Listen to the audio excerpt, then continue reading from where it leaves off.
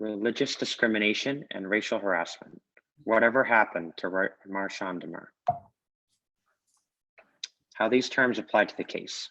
Disparate treatment applies to this case because Marchand Demers, now Malik, was passed over for a position opening, despite being much more qualified than the person hired. This is clear evidence of disparate treatment upon the basis of Demers' race and religion. Disparate treatment is treating similarly situated employees differently because of a factor that is prohibited under Title VII. In this case, those factors are religion and race. Requirement to accommodate applies to this case because an employer has the requirement to accommodate employees of differing religious views in their company. Harassment, racial discrimination, and religious discrimination are relevant to this case because it was documented that Demers was harassed several times. So as Kaden says, Malik was harassed quite a few times, and in their EEO policy, they actually fail to follow through with the harassment policy and don't actually file any disciplinary actions. And Jenkins, the manager, fails to report up to HR anything that happens. However, Ford is able to keep open communication once she learns about some of the racial and religious discrimination that he's going through, but she doesn't take it as far as she needs to, and she as well doesn't follow through on any of those, any of the reports or disciplinary actions. And we see this when Jenkins brings him to church to meet everybody for the first time, where in reality he should have taken him to more of a neutral spot, like a restaurant, to meet everybody for the first time. And when the first incident happened, he didn't take the whole situation seriously and kind of was like, it's your fault. And the harassment keeps going and nothing gets done about it. Ford could have done something differently by recognizing that there was that much religion going on the team, and could have done something about that, as well as knowing that during the interview that was being conducted, Jenkins should not have been the one to hire him because there could have still been a hostile environment there. So as corporate vice president for EEO and diversity, the first recommendation that we have for Judith Dixon to proceed is to file a complaint with the Equal Employment Opportunity Commission in order to make sure that the case is taken care of seriously, as well as to make sure that there is a stance to file on behalf of Malik. The risks of this option include obvious legal implications against Stretton, which could overall cost time, money, and other resources.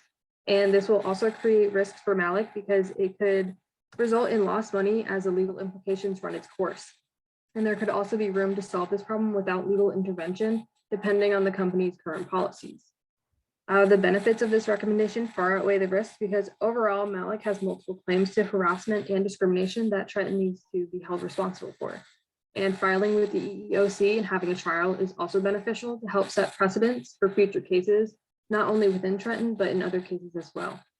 Another recommendation that we had is to interview each employee who is involved in the claim in order to gather different perspectives on the case and determine where the case stemmed from.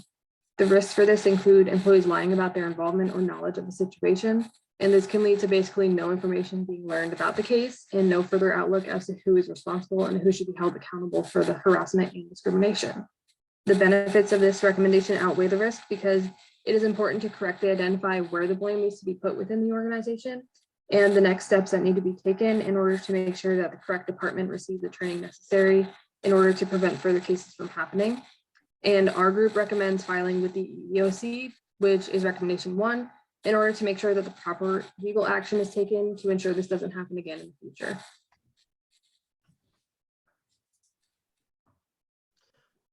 Two similar EEOC cases. First one I'll be talking about is allegations of religion and national origin discrimination involving Muslim and other groups. This case, just to summarize what it goes into, basically, it was a pending case involving a couple groups of people and different companies, and the biggest discrepancy in this case was religion time. They couldn't have time to prayer during work and they did not have a safe place to do so. And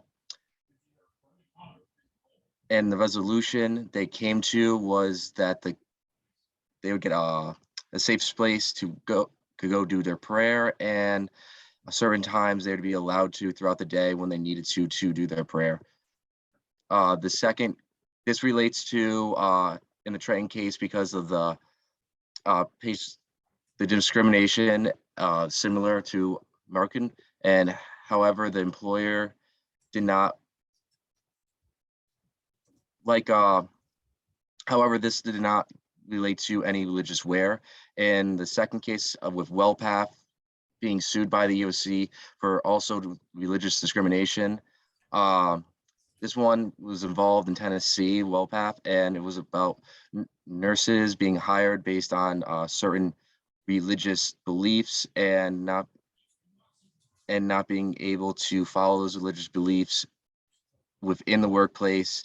This violates Title IX, and this relates to Trenton's case because the Green Party in this case, nurses are defied the right to wear skirts instead of scrubs. However, in the certain cases, nurses are demanded the right to express their religious freedom of clothing.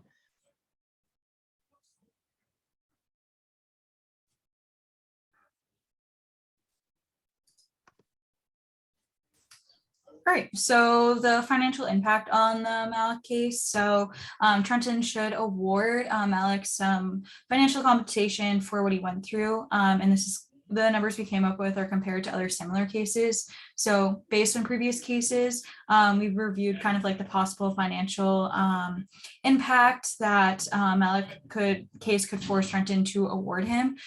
We came up with between $275,000 and $350,000. The way we came up with these numbers is there was a similar case with Halliburton, which involves a religious discrimination claim, which resulted in an award of $275,000. And another very similar case at the Fidelity Home Energy Incorporated company, which also involves a lot of like religious discrimination, resulted in $375,000 worth of financial like impact. And these both these cases have a lot of like religious issues, which is very similar to what was going on in this case. And so that's kind of like how we came up with the range of like $275,000 to like $350,000 worth of damages for the case. And these are references. So thank you for watching.